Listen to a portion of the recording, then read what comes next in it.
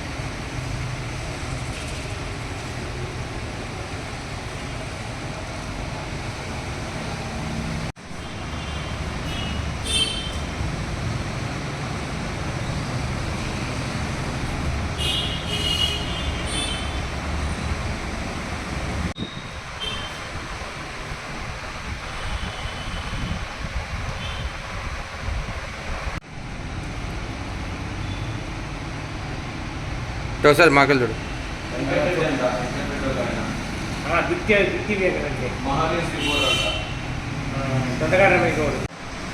look it